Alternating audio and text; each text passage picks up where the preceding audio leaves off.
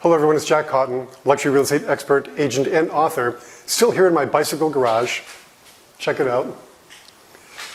Thinking about the Tour de France has now been over for a couple of weeks since 2013.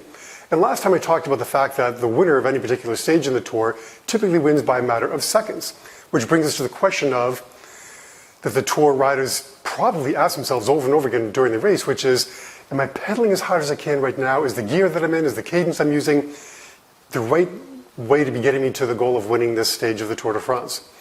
And that led me to the question I asked myself throughout the day, over and over again, hundreds of times during the day, is what I'm doing at this moment getting me closer and closer to my goals? It's a great question to ask.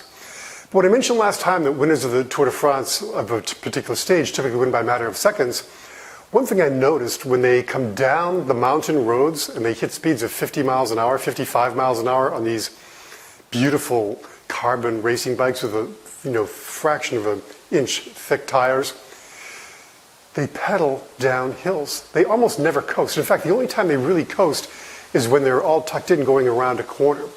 But even when they're going down a mountain or going down a hill, they're always pedaling. They never coast. And that brings me to thoughts of the market now, because in many areas of the country, the market is getting stronger. There's more confidence returning to the market. More people are buying luxury real estate. And we might think that we don't need to prospect. We don't need to use time management techniques. We can sort of coast.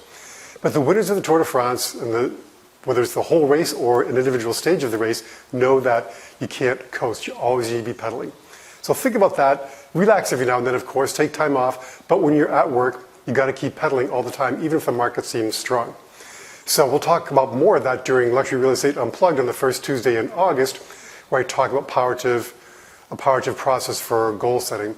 And we'll also answer the questions you've been sending in. And once again, I want to thank you for sending questions in early this month, because it helps me prepare, do a little bit of research, and have some more meaningful slides to illustrate my answers to your questions. I typically get tons of questions the day before, so it makes it hard to prepare. I also like to get questions during the webinar because I can answer those on the fly, but I like to have some preparation done in advance. I'm also going to talk about Luxury Real Estate Academy during this week's Luxury Real Estate Unplugged, and I look forward to seeing you then.